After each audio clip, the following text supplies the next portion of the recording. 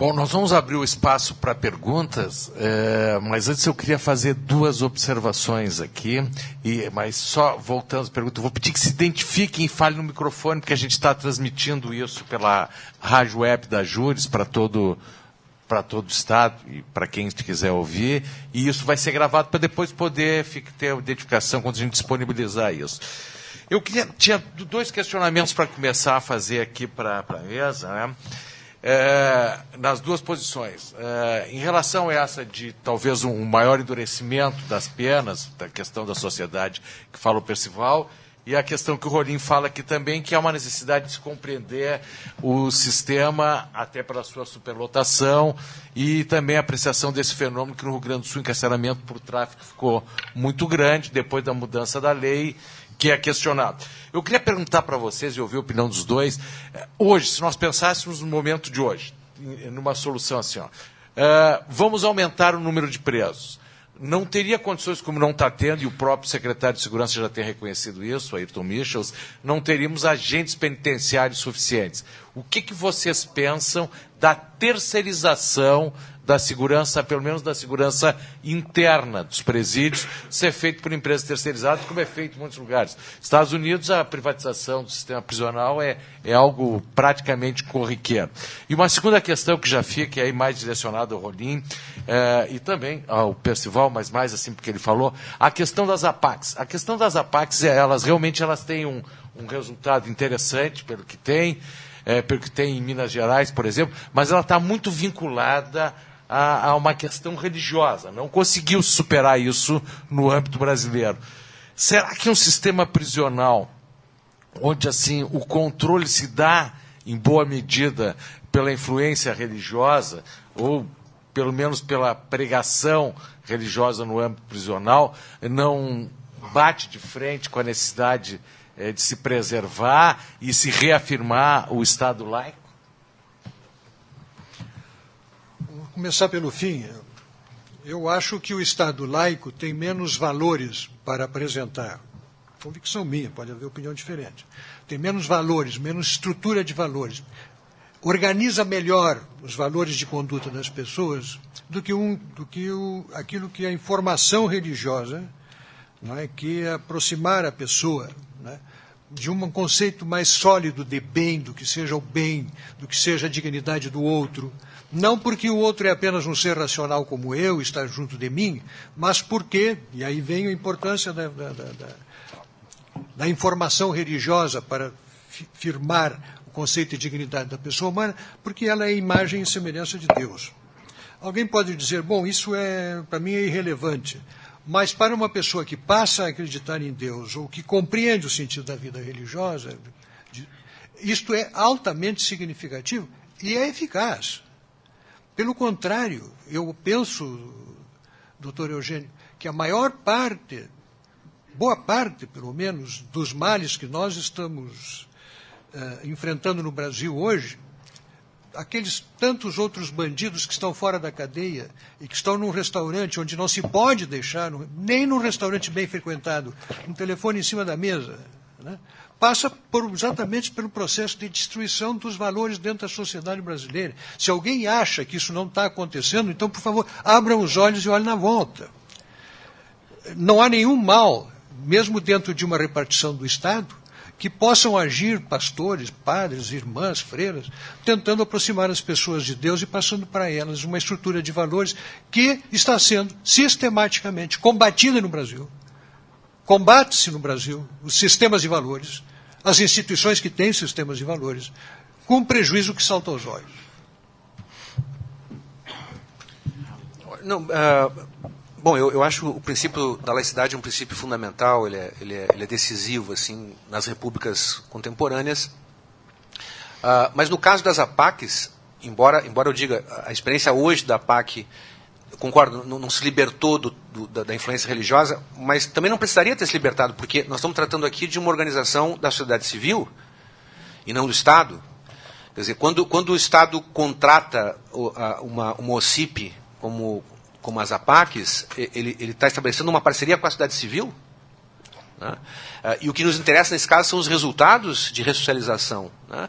Se o discurso religioso, seja ele qual for, produz um resultado mais eficiente com respeito à ressocialização, por que não pactuar nesse sentido? Né? E quem está falando para vocês isso é um ateu. Né? Não tem nenhum problema. A religião, para mim, é uma questão que as pessoas têm de ponto de vista privado, eu respeito demais com isso e tal. Mas eu quero que a ressocialização aconteça. E se esse discurso que envolve a figura de Deus, envolve rezar, etc., ou orar, né? Estamos falando aqui de evangélicos ou de católicos, ou de umbandistas, né?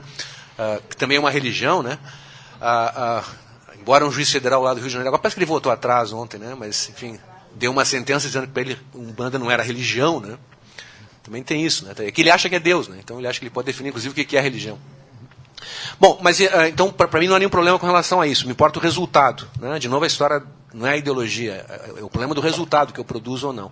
Com relação à terceirização, ou privatização, ou parceria público-privado, bom, eu acho assim, a gente tem experiências muito diversas no mundo com relação a isso. A experiência norte-americana é um fracasso retumbante. Né?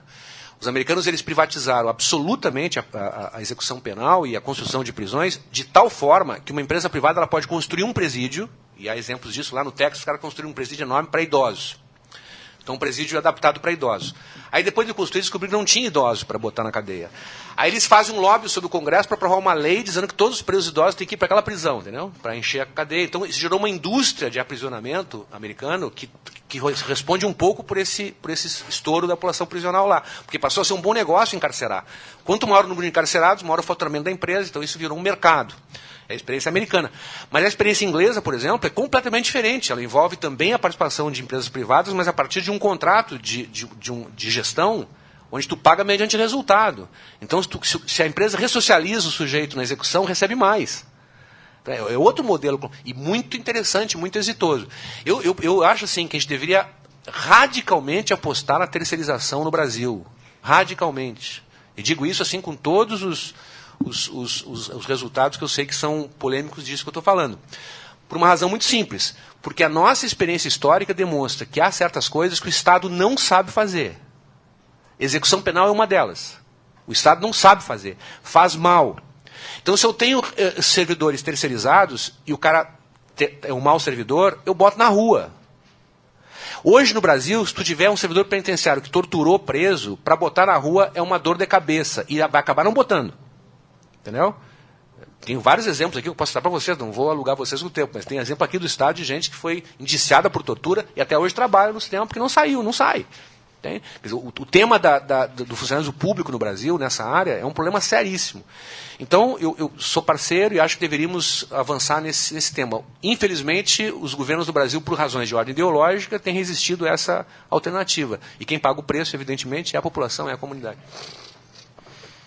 Quer falar sobre... Não, eu concordo com a posição do Rolinho. Posso? Claro. Meu nome é Felipe, trabalho dentro do sistema penitenciário há 13 anos e discordo em partes do Marcos Rolim no que diz respeito à terceirização.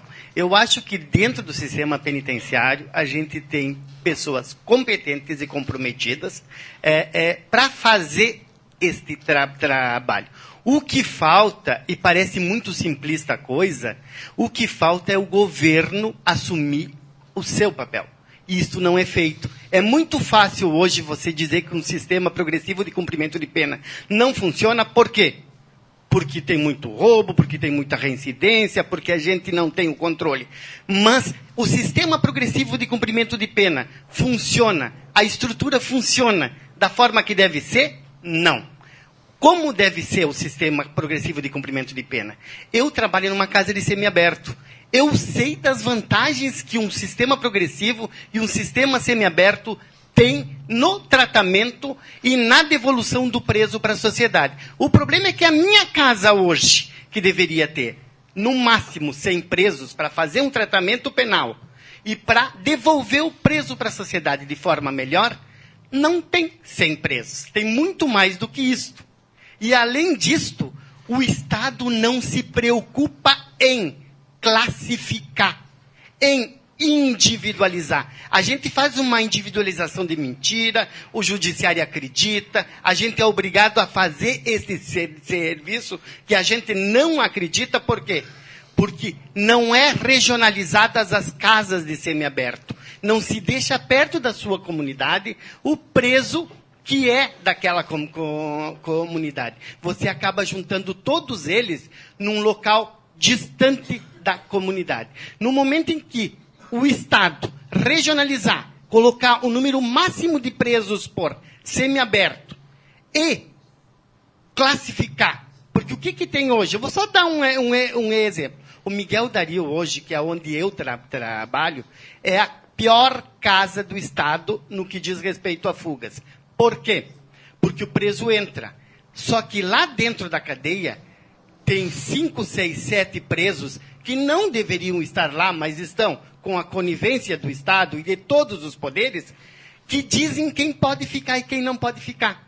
E o preso que entra no semiaberto e não quer participar de outros crimes que aquela cúpula manda, é obrigado a fugir.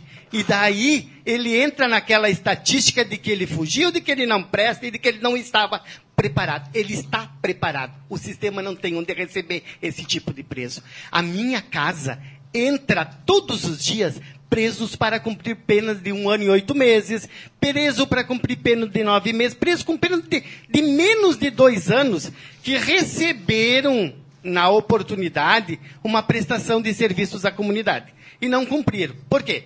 Não cumpriram, e daí, se não cumpriram e o Estado não acha, automaticamente converte em pena privativa de liberdade e diz, não tem responsabilidade. Só que o juiz que converteu, não tem a ideia, não conhece a cultura e não conhece a realidade desse preso. Não sabe que ele foi condenado por uma lesão corporal, que ele achou que não ia dar em merda nenhuma, que ele achou que não ia dar em nada. E deixou passar, e foi a revelia, e nem foi atrás, porque quem defendia ele era a Defensoria Pública, que nem o telefone dele tinha para fazer contato. E o que aconteceu? Passou 2 e passou 3 anos, e se confirmou aquela sentença porque ele não participou, porque ele mudou de casa, porque aquela casa não era dele, e ele acaba pulando. Isso é coisa de gente pobre, de coisa de gente miserável. Passou 2, passou 3 anos e não cumpriu. Chega na VEPMA, e a VEPMA diz assim, converto em pena privativa de liberdade. Esse preso acaba caindo dentro de um semiaberto, e lá, de 2 uma. Do jeito que é hoje. E muito errado, e uma falha do Estado. Ou ele entra para a escola da bandidagem e faz o que a cúpula dos presos que estão lá e que não deveriam estar lá manda, ou ele foge e continua nesse ciclo de fugir, fugir, fugir. Por quê? Porque nós não temos casas para acolher o preso diferente.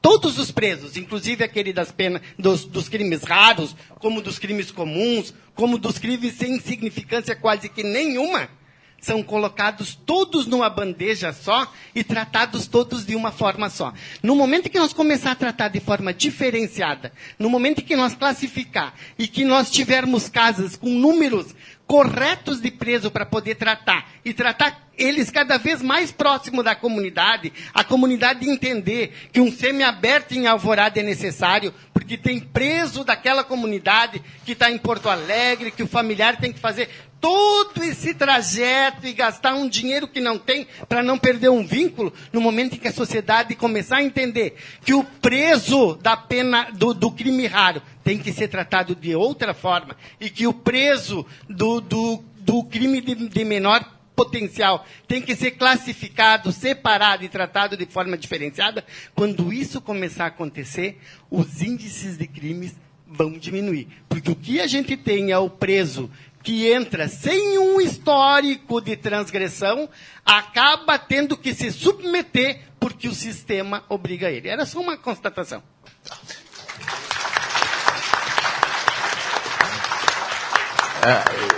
Só, não sei se a mesa quer fazer algum comentário sobre o testemunho dado.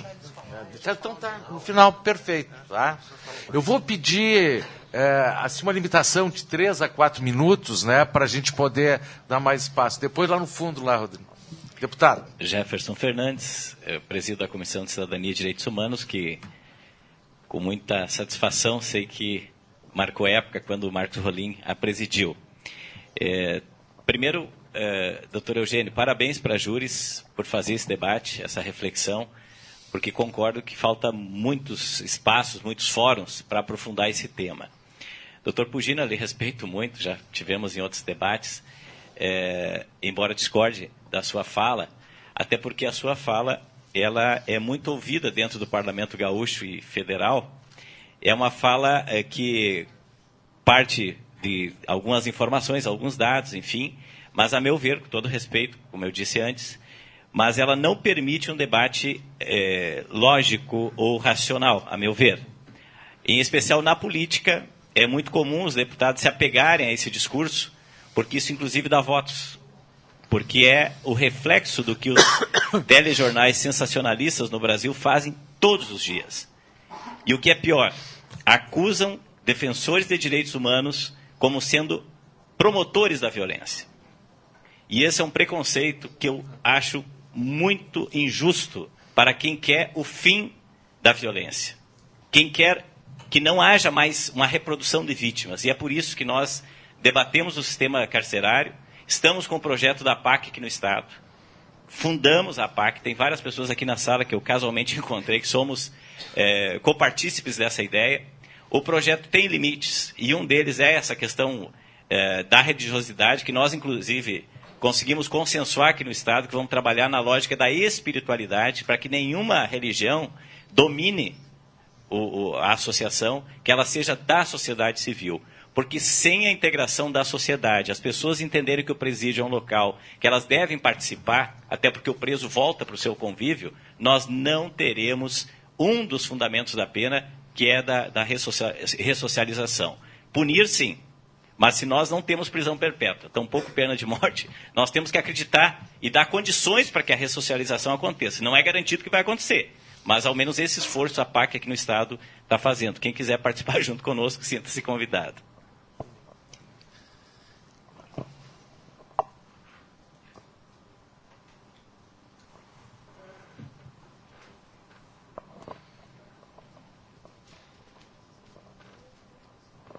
Bom dia, meu nome é Felipe, sou da Secretaria de Direitos Humanos da Presidência da República em Brasília.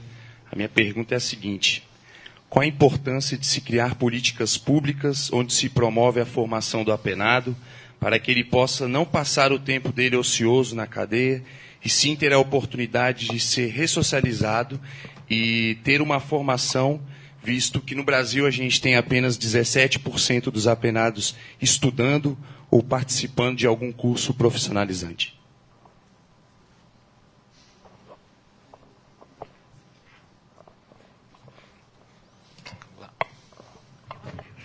Não gosto de falar de costas.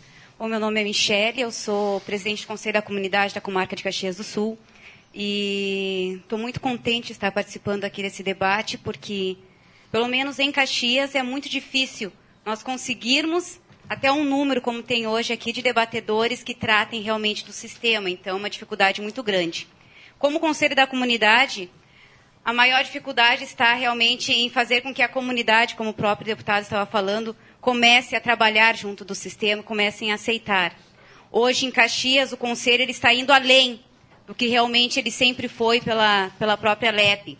Hoje, nós estamos trabalhando em 3 frentes, que é dentro do sistema, junto com os presos, com os familiares. Estamos trabalhando dentro de bairros. Hoje estamos fazendo projetos junto com o que é conhecido como a Vila do Cemitério, em Caxias do Sul. Estamos trabalhando também junto com o CASE, né? Trabalhando que não podemos ter adolescentes sonhando de ir para a PIX, que é a Penitenciária Industrial de Caxias do Sul.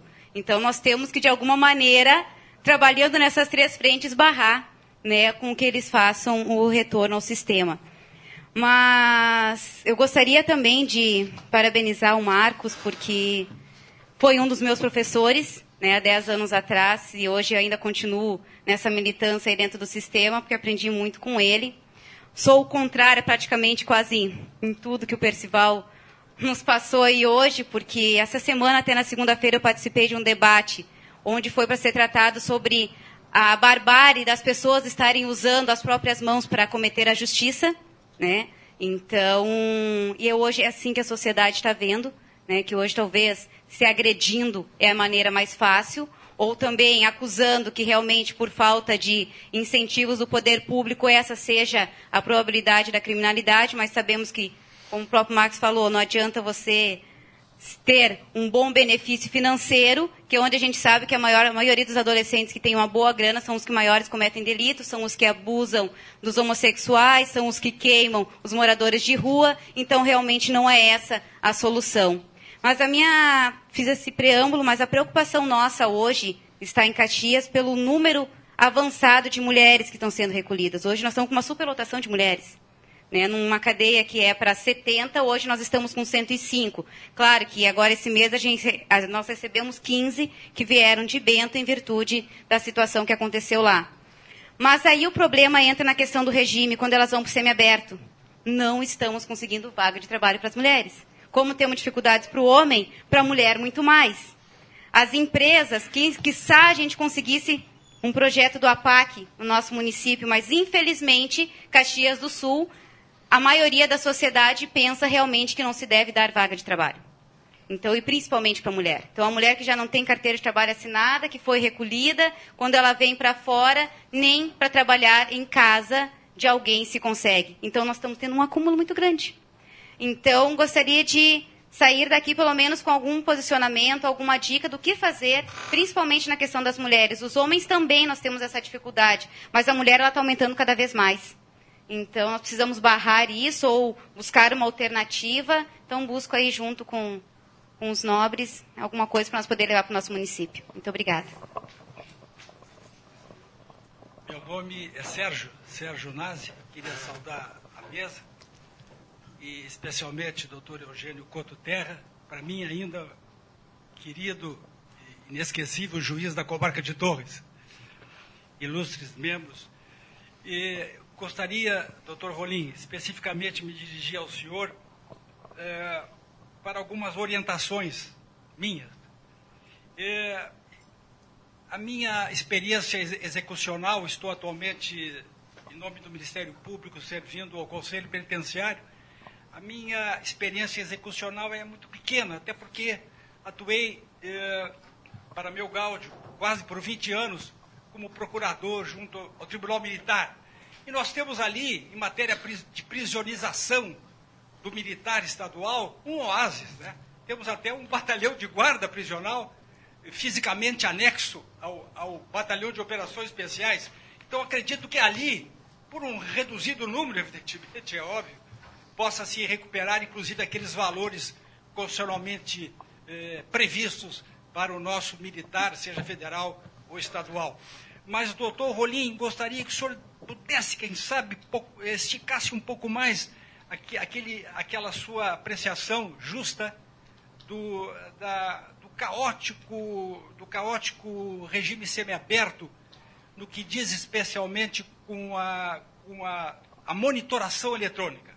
Porque a monitoração eletrônica, que eu saiba, é um substitutivo de uma cautelar, e parece que prevista lá num dos incisos do artigo 319 de nossa ordenação processual comum, e foi se tirar de um substitutivo cautelar para uma analógica interpretação ou aplicação na nossa lei executória penal. Obrigado. Bom dia a todos. Meu nome é Liliane, eu trabalho atualmente cedida para o Conselho Penitenciário do Estado. Como alguns colegas aqui, eu sou técnica superior penitenciária da SUSEP. Então, primeiro eu gostaria de fazer um grande elogio ao trabalho do Felipe, que foi o colega que falou agora há pouco. É um dos melhores, se não o melhor, né, que atua na área jurídica dentro dos presídios. Tem sempre uma contribuição importante para nos dar. Me chama a atenção um pouco que, independente de quem tenha falado, que sempre surja uma questão do bem e do mal, nós e eles, a sociedade e eles. A pergunta, então, seria, qual é a sociedade que a gente está falando? Lá no projeto que a gente está desenvolvendo há aproximadamente 10 meses no Conselho Penitenciário, a gente tem feito a escuta daqueles 1.400 que chegam para buscar uma carteirinha de livramento condicional e entram, então, na última etapa da dívida com a Justiça. São pessoas que, em geral, chegam sem nenhuma documentação, zero de informação, e assinam um termo de compromisso em que eles assumem a responsabilidade por 5 regras básicas. Qual é a primeira? Trabalho. Se comprometem a obter o trabalho lícito. Então, isso que a Michele trouxe, né, da experiência dela lá de Caxias, Conselho da Comunidade, é algo também que eu gostaria de chamar um pouco para o debate, porque nós fazemos com que eles assinem um termo, e quando eles se apresentam numa empresa, né, e podem ter toda uma qualificação, alguns até dentro do sistema prisional já buscaram uma capacitação, por exemplo, na construção civil, e vão para uma entrevista de emprego, qual é uma das coisas que é imediatamente pedida? Alvará de folha corrida. O alvará chega na frente do sujeito. Zero chance de trabalho. Queria trazer essa questão porque muitas das angústias que a gente tem acompanhado e tentado auxiliar as pessoas que passam por lá, na verdade, elas acabam ficando um pouco esquecidas, né? E são pessoas que, enfim, todos os dias estão acorrendo ao Conselho Penitenciário para buscar carteirinha, para começar o seu livramento condicional, mas a gente tem se perguntado muito quais são essas condições que nós, como sociedade, e aí, como o Felipe disse, todos os poderes, né, temos podido, de alguma forma, também auxiliar e alcançar para eles. Muito obrigada.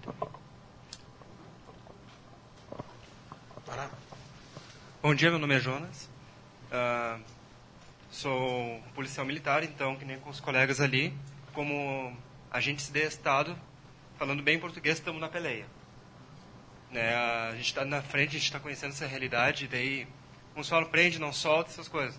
Mas a questão que eu trago, que eu sou natural de Novo Hamburgo, trabalho e estudo lá, que é a questão assim, como o Dr. Pugina falou, que a gente precisa de vagas para os presídios. Né? O delinquente comete o crime, vai lá, a brigada militar atua, larga a ocorrência na delegacia, o indivíduo é preso, se é que vai ter vaga. Daí é levantada a questão, tá, então vamos construir mais presídios. Mas o que acontece? Vamos construir onde? Necessariamente próximo da cidade onde ele reside, até para evitar esse doloroso deslocamento, porque eu já trabalhei em charqueadas e vi que é doloroso assim, para uma mãe de um apenado, ou às vezes para o companheiro, que esse deslocamento para lá e que é uma via crucis. Né? Então, aquela ideia que a pena não pode passar da pessoa do apenado, isso aí não existe, porque a mulher, para conseguir entrar dentro de um presídio, olha, para mim, eu vi que era uma desgraça. Né? Particularmente, eu pedi para não trabalhar junto lá nos presídios, porque eu estava pagando pena junto com os caras.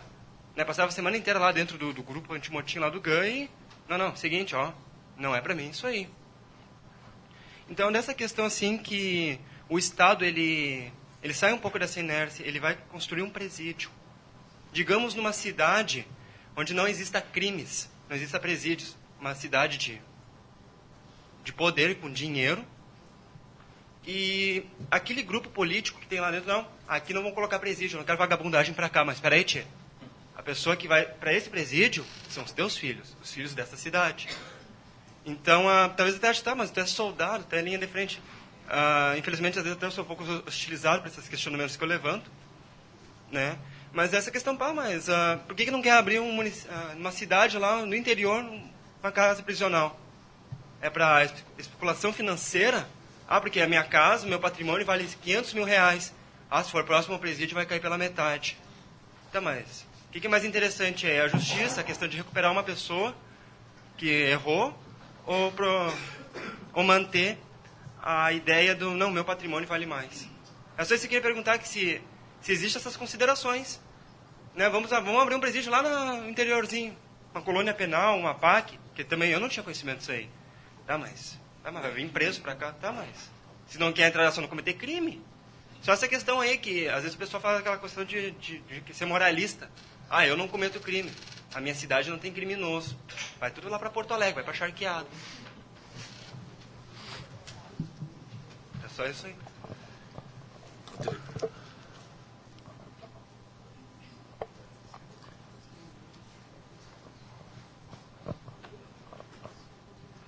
Bom dia a todos, aos conselheiros, ao doutor Eugênio, doutor Percival.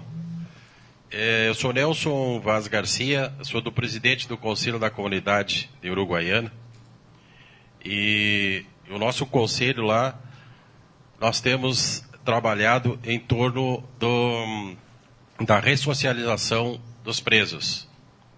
Atualmente nós colocamos 30 apenados para varreção de ruas na cidade, fábrica de bueiros, tijolos, também temos a fraldas feita no presídio, temos piscicultura e atualmente, nessa semana, nós estamos lançando lá projeto cadeira de rodas feito de bicicletas apreendidas. E as empresas participam, o custo daquela bicicleta, em 2 bicicletas nós construímos uma cadeira de roda. Recebemos da delegacia de polícia, do fórum, mais de 200 e tantas bicicletas e estamos construindo. O dia 3 é o lançamento na Câmara de Vereadores e entregar para a população carente. Eu queria dizer aos senhores que o Conselho lá tem um apoio muito importante do juizado, o Dr. Ricardo Petri, a promotoria, e estamos trabalhando na ressocialização do preso e conseguindo carta de emprego para que eles possam ter uma ressocialização melhor. É isso que eu tinha a dizer. Obrigado.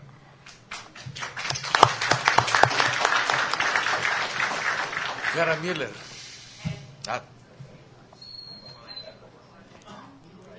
Então tá, Sidney, fala depois a Vera, né? Aqui. Bom dia, meu nome é Ion Marcelo Schmidt, sou assessor jurídico e estudante simpatizante da matéria. Gostaria de cumprimentar o Dr. Rolim, a quem eu dirijo a minha questão. Acredito que não seja pertinente, mas em função do abrangente da matéria, eu gostaria de saber o que qualifica o crime hediondo e aonde se identifica aonde eu localizo essa identificação. Só isso. Muito obrigado. Vai, Sidney. Bom dia a todos. Eu queria depois, se possível, uma manifestação do Percival. A quem eu ouvi a fala, eu tive que me afastar, não pude ouvir toda a fala do Rolim, porque eu estou no meio de uma aula aqui. Na seguinte situação, Percival, eu não discordo assim, de tudo que tu falaste, eu concordo em muitas coisas, inclusive. Tá? Eu sou juiz aqui da execução penal e agora juiz do juizado do Presídio Central de Porto Alegre. Tá? De maneira que as pessoas que saem do Presídio Central de Porto Alegre saem por decisão minha. E só no ano passado tirei do Central, por progressão do regime, para o semiaberto, aproximadamente 1.800 presos. Tá? Bom, situação do Central, eu vou, assim, só uma breve contextualização e depois eu queria a manifestação tua daí, o que o senhor acha dessa situação. Em 4 anos dentro do Central, 4 anos, foram retiradas de dentro do Central 38 armas de fogo industriais. Não é artesanal, não é trabuco, pistola e revólver. Nesses 4 anos foram retirados do Presídio Central 66 quilos de droga. 66 quilos das galerias lá. Só no ano passado foram retirados de dentro das galerias Central 2.400 telefones celulares.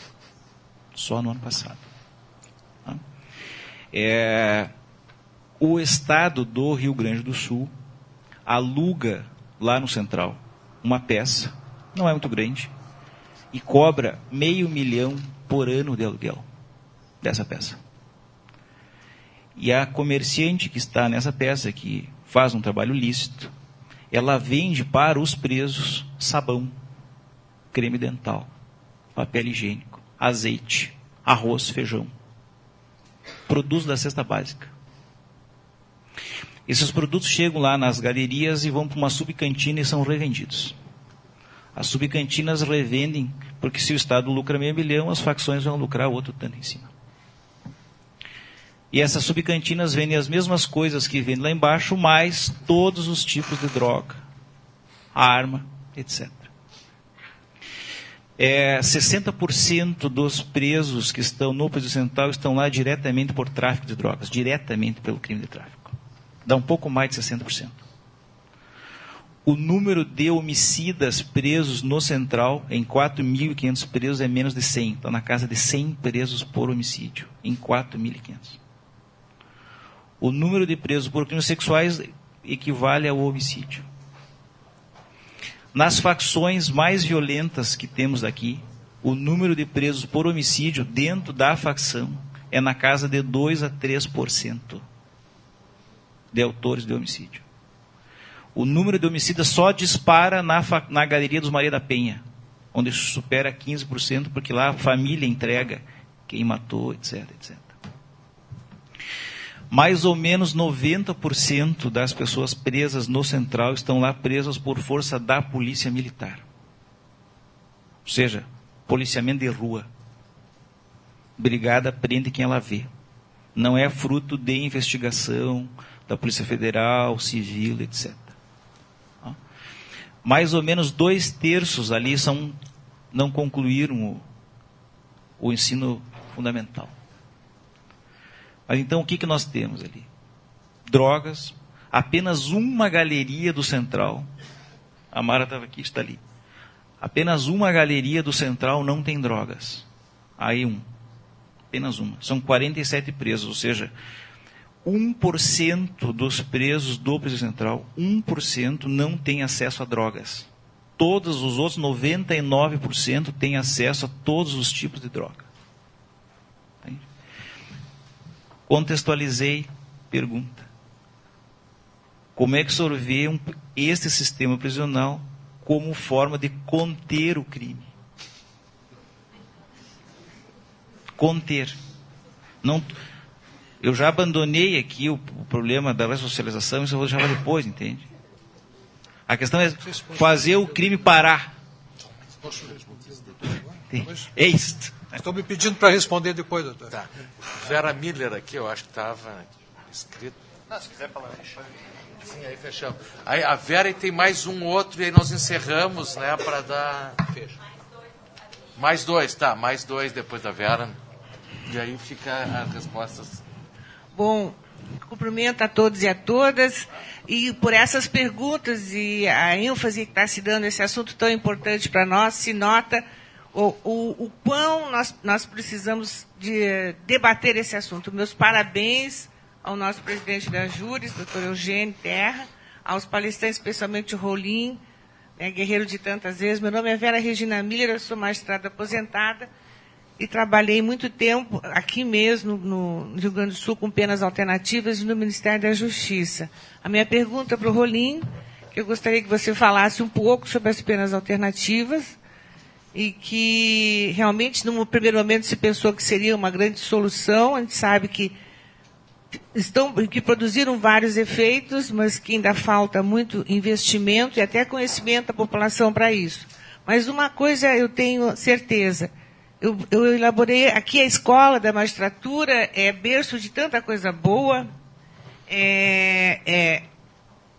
como as penas alternativas também. Foi aqui no berço da escola que o primeiro projeto País, em 1987, foi produzido. E eu tive o prazer de estar trabalhando como coordenadora dele. Depois disso, o primeiro vídeo foi feito na escola da magistratura com dinheiro do Xerox, que a gente não tinha dinheiro. Mas conseguimos assim mostrar para a comunidade o que era a prestação de serviço, a comunidade, etc., que a maior parte da população não conhece. O objetivo é não deixar a pessoa entrar no sistema, trabalhar na comunidade, desde que tenha uma organização e encaminhamento com técnicos, etc. Agora, o que eu acho, assim, depois disso também estive em Brasília para implantar uma Central Nacional de Penas Alternativas. Foram 26 centrais, 3 varas.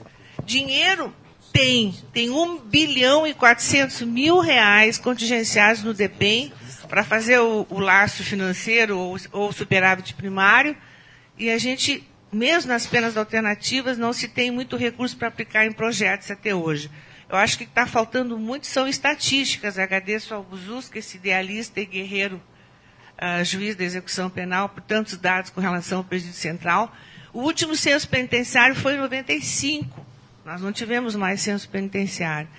Na realidade, não se tem dados realmente honestos e completos sobre quem está no sistema, quem está saindo, e tampouco com as penas alternativas. Quando no Ministério da Justiça eu coordenei a implantação da primeira Central Nacional de Penas Alternativas, nós não tínhamos dados não tínhamos dados sobre penas alternativas. Batalhei muito para que isso acontecesse, até hoje ainda não temos estatística, então está faltando. Então, como é que se vai fazer política pública? Primeiro, sem dados, nós não temos. Correto. Temos alguns esparsos e muita coisa pelo telefone. Segundo, o crime é cometido na comunidade, então a participação da comunidade, a participação de vocês aqui é extremamente importante. É para a comunidade que o preso volta depois. Então, na realidade, toda a comunidade tem que discutir quem é o preso que está lá, o que aconteceu com ele, como se pode acolhê-lo e dar trabalho depois quando ele sai, que a gente sabe toda a dificuldade que existe. Meus cumprimentos à APAC, eu sei que faz um trabalho fantástico, eu acho que é importantíssimo essa valorização da pessoa. Eu conheci em São Paulo algumas experiências também com a APAC e que funcionaram. Então, acho que tem muita coisa para fazer, mas a minha experiência de vida diz que toda vez que nós solicitamos para a comunidade o apoio, explicamos para que é, ela sempre responde bem. Então, meus cumprimentos mais uma vez aos organizadores do evento, espero que aconteça muitos como esse, inclusive com relação às penas alternativas, e a minha pergunta ao Rolim sobre as penas alternativas. Tá ok? Tudo bem, eu sou o Gustavo, advogado e aluno aqui da casa. Eu só queria uma pergunta para o Rolim, a questão se ele pudesse especificar mais sobre o sistema inglês de terceirização que tu comentaste antes. Só isso. Obrigado. Bom, só mais uma, tá? Depois nós vamos encerrar para daí os nossos painelistas aqui fazerem as suas considerações finais e responderem as perguntas. Tá, eu ia sugerir isso até. Meu nome é Daniela. Eu trabalho no Ministério Público, sou servidora. Trabalho especificamente com a execução penal. Em relação à estatística, doutor Rolim, eu fico curiosa porque o senhor coloca como um índice o percentual alto em relação aos furtos e roubos dos apenados no regime fechado. O resultado da pena fixada numa condenação sabidamente ficaria no semiaberto. Então, provavelmente, esses presos no fechado, eles são preventivos, né, pela lógica. Então, a minha pergunta e fazendo um gancho em relação ao monitoramento. Se o monitoramento fosse usado, como prevê a lei, esses presos poderiam estar em monitoramento e abririam vagas no fechado. Essas vagas vêm sendo abertas no semiaberto. Resolvendo, de repente, o problema no fechado, nós não resolveríamos também o problema, por outro viés, no semiaberto, da maneira como o fechado se encontra, que também é um caos. Esses presos que vão para o semiaberto não são presos que antes entraram no fechado, porque a preventiva, eles não estão acabando, eles cumprem pena antes da condenação, ficando presos preventivamente. Porque o preso que está recebendo monitoramento hoje é um preso que está condenado. Mas a partir do momento em que ele está condenado, ele não cumpre pena, porque o monitoramento não é forma de cumprimento de pena. Ele cumpre pena antes da condenação. Preventivamente, ele fica fechado. Depois que ele é condenado, ele vai para o monitoramento.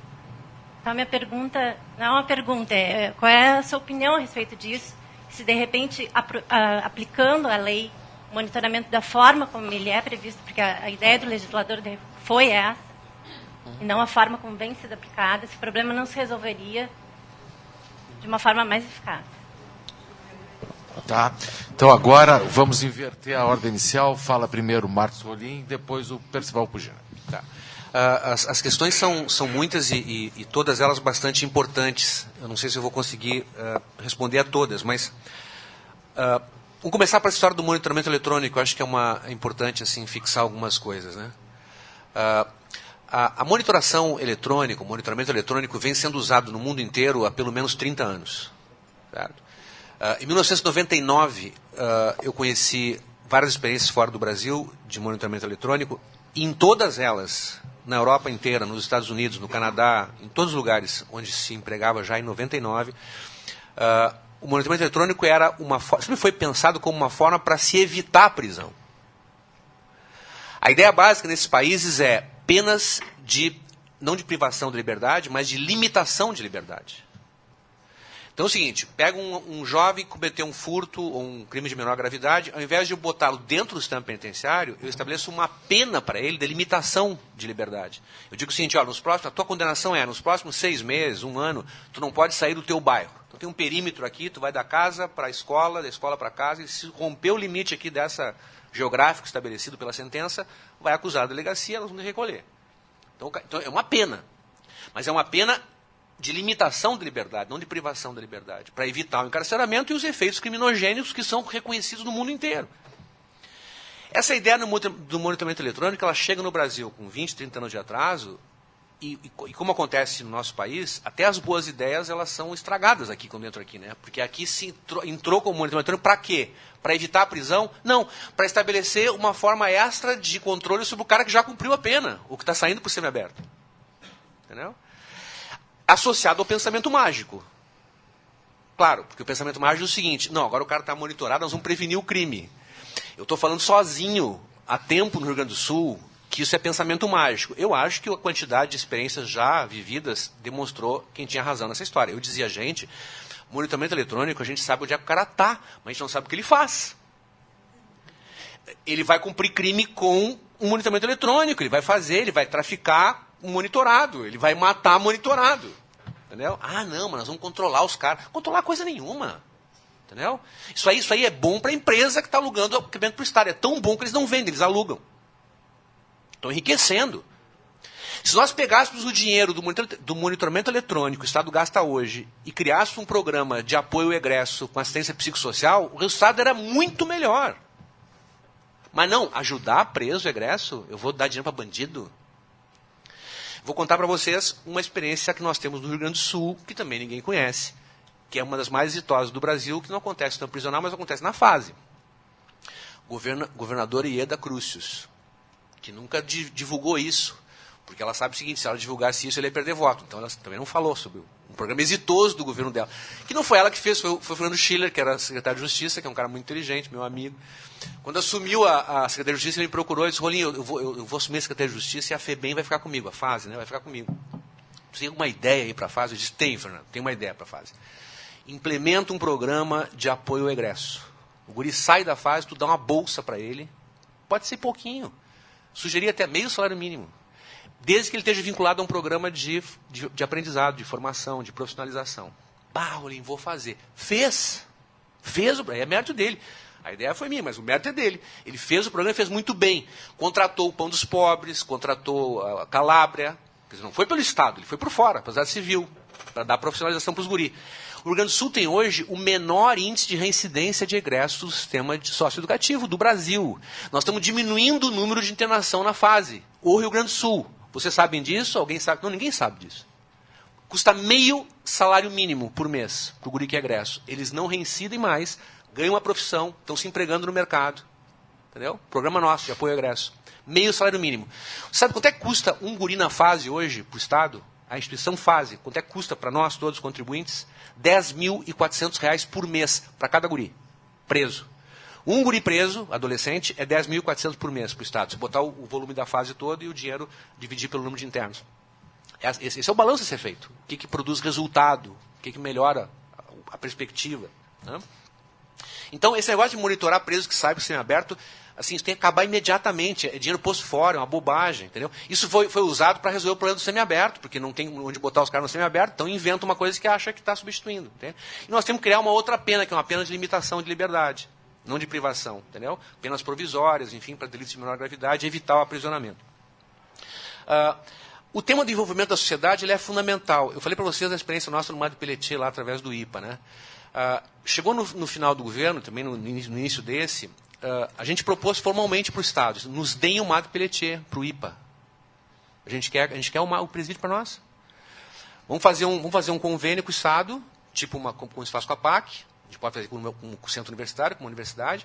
Vamos fazer o cálculo até que vocês gastam por mês aqui para salário dos funcionários, comida e coisa tal. O que vocês gastam? Pode nos dar menos do que isso. Entendeu? A gente contrata o nosso pessoal, entramos para dentro e fazemos uma execução penal. Não, aí ninguém topa. Não topa pelo seguinte, porque o dia que fizerem isso, eles vão ver qual é o resultado que nós vamos produzir. Entendeu? E aí vai ficar claro o seguinte, que o sistema montado que está aí não funciona. Entende? É caro e não funciona.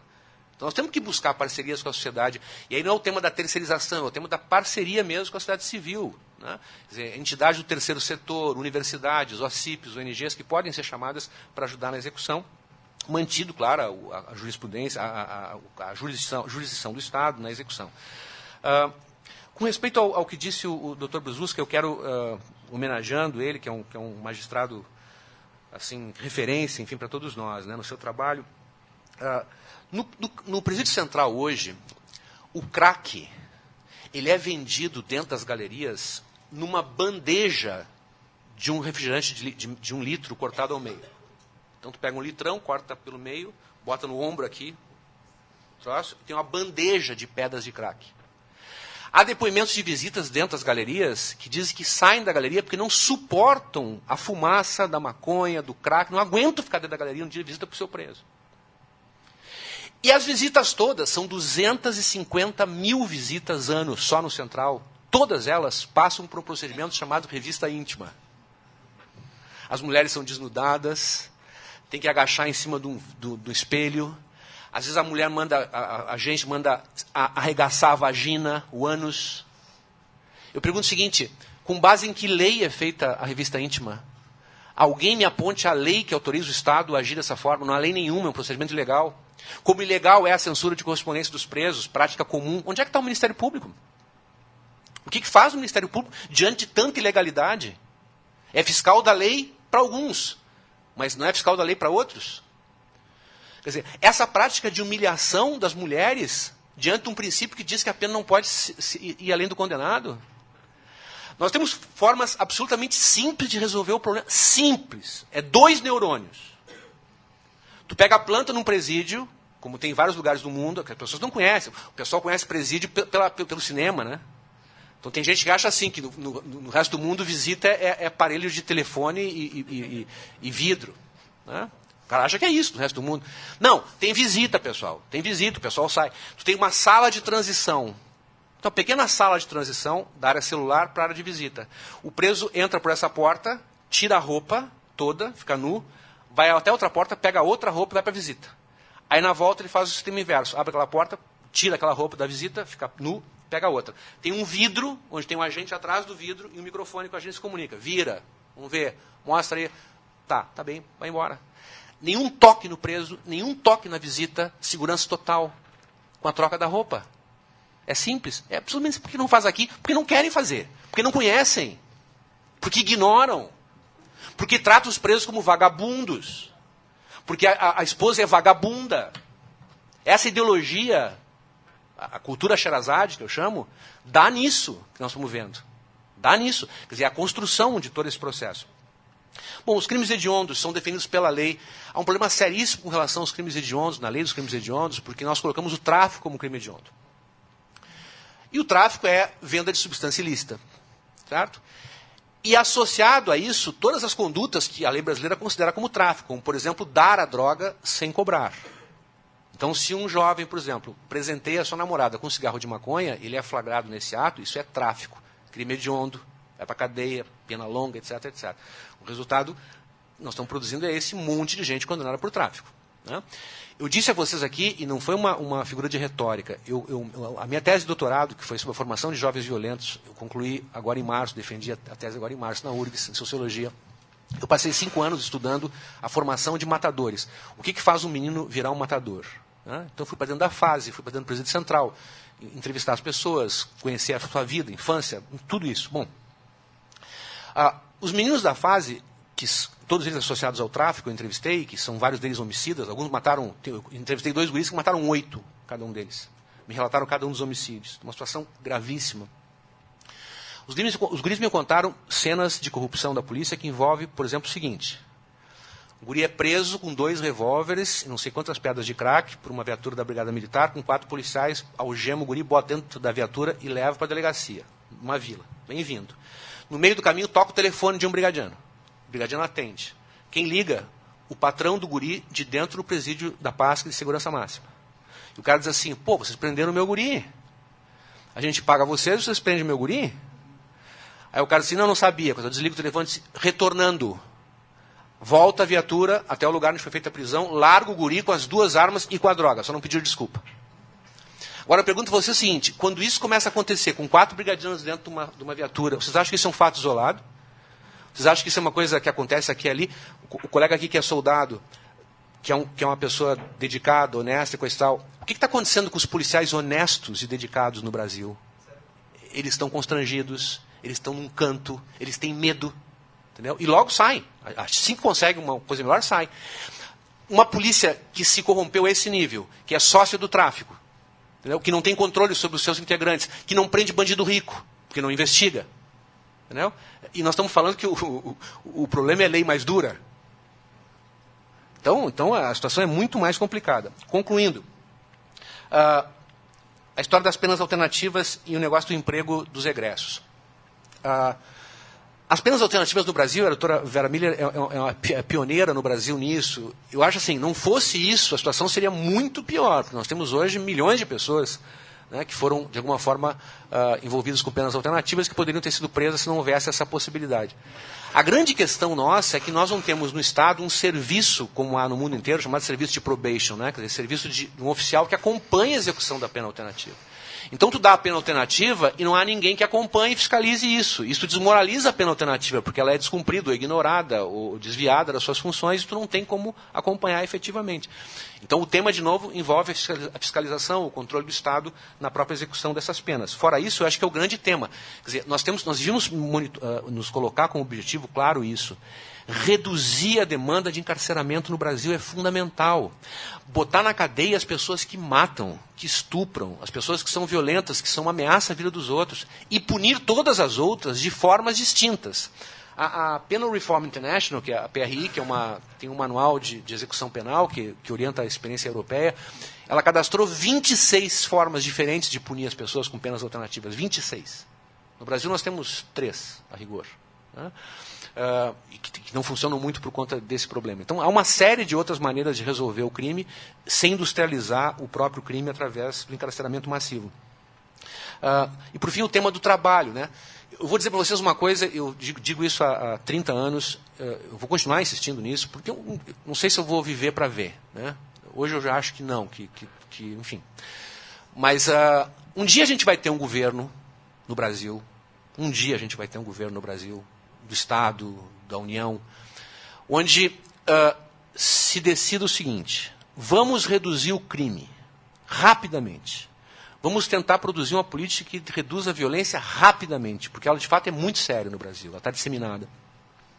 E a primeira providência seria o seguinte: vamos conseguir apoiar o egresso do sistema penitenciário para valer.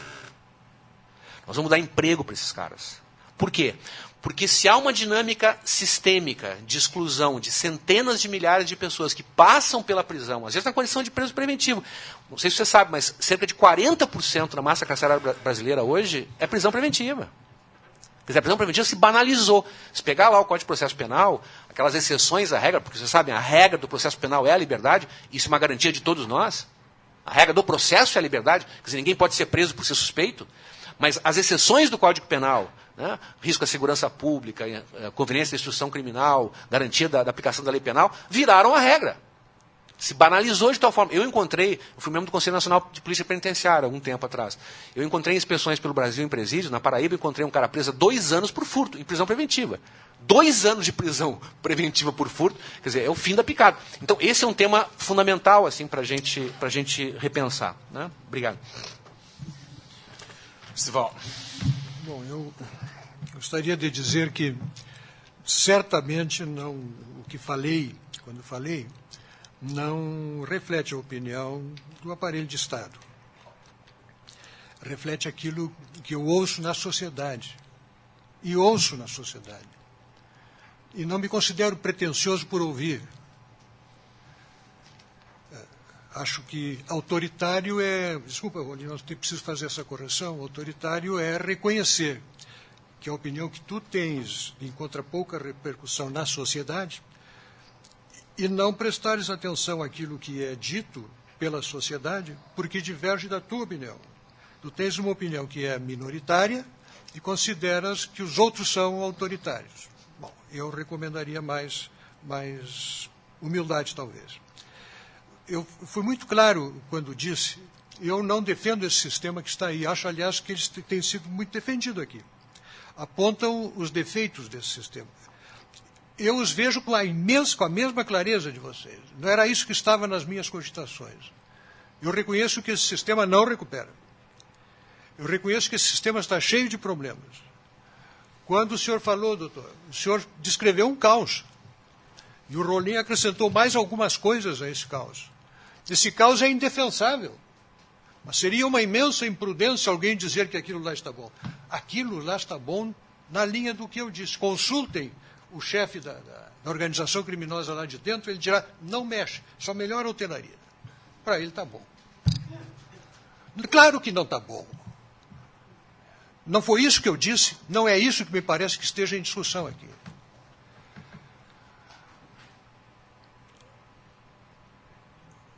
O problema do presídio central está no presídio central, não na repercussão penal. Eu considero, claramente, para mim não faz o menor sentido, Rolim, dizer-se que a pena de prisão deveria estar restrita aos crimes hediondos. E todos os demais ficam na rua. Isso se enquadra naquilo que falei, quando eu disse se minimiza, se banaliza, se prolonga, se trata com benevolência os crimes contra a propriedade, e os crimes contra a propriedade não são crimes contra uma coisa, são crimes contra a pessoa da velhinha, que é roubada na saída do banco, são crimes praticados com o taxista que toma-lhe a feira, são crimes praticados contra o barbeiro, contra os que levam o computador pessoal que estava dentro do carro, que foi arrombado para levar. Meu Deus! Mas vamos considerar que essas pessoas vão ser... você fica contido nesse quarteirão aqui, o senhor se mobiliza por... Ele não vai ficar e ele vai continuar roubando. O crime de roubo, não há roubinho. Para a pessoa que é prejudicada, isto não é roubinho, isto não é furtinho, isto não é saidinha de banco, isto não é sequestrinho. Pergunta para o cara que estava dentro do porta-mala do carro, como é que ele ficou? Onde é que ele quer que esse rapaz fique? Pergunta para minha mulher, quando levaram a bolsa, ela teve que passar, levaram o carro, e depois levaram a bolsa, e ela teve que passar o mês inteiro correndo atrás de documentos. Não, aquele ali tem que... Leva com calma, manda para um psicólogo, dá um tratamento, manda ele conversar com um sociólogo. Mas é por esta tolerância que expande a criminalidade, e ninguém vai me convencer do contrário. Como não se convence a sociedade. Não se deve, eu disse antes, ouvir apenas a sociedade. Mas também não se pode fechar os ouvidos para o que a sociedade está sentindo, para o que a sociedade está falando, para o número de crimes que são cometidos na rua. 50 mil homicídios. E aí cometeram apenas 3, 4% dos que estão no presídio central. Bom, tem 50 mil para serem presos. Santo Deus. Mas é óbvio que esses assuntos precisam ser tratados de outro modo. É óbvio que tem que haver progressão de pena. Não neguei isso. Mas calma com elas. Cumprir 1/6 da pena e devolver o preso para a rua é muito pouco para a gravidade dos crimes cometidos. Não educa. Essa lei serve para o preso, não serve para a sociedade.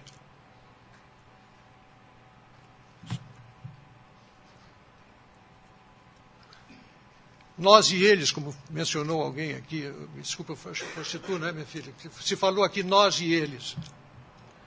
Olha, eu e minha mulher fomos vítimas, e eu digo nós. Eles foi o cara que me botou um revólver no peito, é ele. Ele e o parceiro dele, são eles. Não sei se isso te responde. Quem não está aqui, desculpa, então fiz a confusão. É muito simples. Eu nunca botei o revólver no peito de ninguém. Eu só escrevo.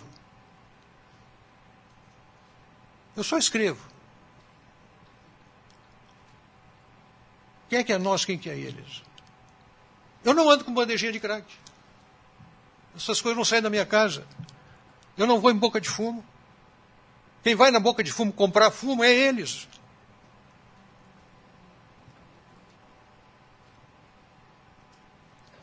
Uma outra ideia que eu recebi ontem à noite a informação, muita gente vai ficar todo arrepiado quando eu mencionar o nome, mas esse senhor escreveu um artigo sugerindo que nos presídios se disponibilizem obras de literatura, mas de boa literatura, para os presos, livros selecionados. E cada livro que seja inteiramente lido e que depois o leitor do livro responda uma sabatina para saber se entendeu o livro, concede redução de 4 dias para o cumprimento da pena. Porque são livros que ajudam a construir escala de valores, que não são destruídas apenas, as escalas de valores não estão sendo destruídas apenas nos degraus lá inferiores da sociedade, mas estão destruídas ao longo da escala social. E é por isso que há a criminalidade do telhado da República. Todos deveriam ler boas obras, não? Mas então esse cidadão propôs isso, foi imediatamente adotado na Áustria, se não me engano, está sendo adotado lá em Joaçaba. Quem propôs isso foi uma pessoa muito odiada aqui no Brasil, que chama-se Olavo de Carvalho. Mas faz parte de um processo de formação, de aprimoramento, não é? E encontrou lá um juiz bem disposto para trabalhar nesse sentido. Mas também ele, assim como eu e tantos outros, achamos que lugar de bandido, a primeira lição do bandido é parar na cadeia. Porque se ele sente que a pena é branda, vale a pena, porque o negócio dele é muito rentável. Ele tem o negócio mais rentável do Brasil. Pouco risco, investimento baixo, lucro alto. Então ele não vai parar com esse negócio. Ele não está nesse negócio por necessidade. O crime dele não é famélico. Eu nunca ouvi contar que alguém entrasse numa farmácia com um revólver na mão para pegar uma caixa de penicilina. Ele quer o caixa da farmácia, ele quer os remédios, tarja preta que estão dentro do arquivo. Então não vamos nos iludir. Há uma criminalidade imensa nas ruas que precisa ser contida, sim. E ninguém vai me convencer do contrário, porque é o que eu ouço em toda parte. 50 mil assassinatos por ano no Brasil. Isso, nenhum país em guerra registra isso. Usar a expressão encarceramento massivo, porque eu acho que o lugar de bandido é na cadeia. Encarceramento massivo é botar todo mundo dentro de um estádio e prender todo mundo dentro de um estádio. Isso é encarceramento massivo. Mas seguindo um correto processo, persecução penal, botar bandido na cadeia, porque tem muito bandido na rua, isso é cumprir a lei. E se não se cumpre a lei, se a lei não é respeitada, se o próprio Estado, se os agentes do Estado, se os que fazem a cabeça do Estado não dão bola para isso, escrevam aí em qualquer papezinho que tem, vai piorar. Vai piorar. Na Venezuela já piorou. Muito obrigado. Bom, senhores, eu só queria, antes de encerrar, anunciar que às 12 horas a transmissão pela Rádio Web será encerrada, porque ela tem um curso de EAD para passar, mas a íntegra do nosso seminário agora pela manhã vai estar disponível no site da Júris, www.ajuris.org.br. Eu queria agradecer muito aos nossos panelistas, Rolim, Percival.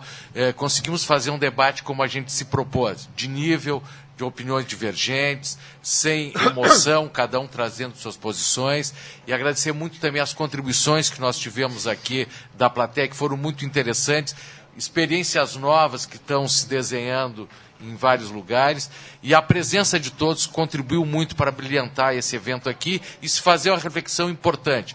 Temos que pensar não só no regime das penas, mas no nosso sistema prisional. Vimos aqui que há várias possibilidades, a experiência trazida aqui das APACs, que estão sendo feitas agora aqui no Estado também. Gostei de saber que conseguimos abrir, pelo menos para a espiritualidade, e não ficar restrito. Acho que isso é importante, que abre, né? Porque não podemos... O Estado é laico mesmo, Rolim, acredito eu, mesmo quando a gente traga isso, a religião, no âmbito privado, eu acho que é saudável, é salutar, é um direito de cada um. O Estado, mesmo quando se abre para isso, ele tem que ter um cuidado. se já que não vai assim adotar a presença da laicidade toda, pelo menos que seja aberta a todos, né? Acho que isso é muito importante. Agradeço muito mesmo a vocês, quero dar uma pequena lembrança aqui da presença de vocês, pela contribuição, né, aqui para vocês dois, e dizer que à tarde continuamos o nosso evento do dia de hoje, né, com Sidney Brususca, Gilmar Bortolotto e Rodrigo Pugino. Muito obrigado, às 14 horas reinicia. Obrigado.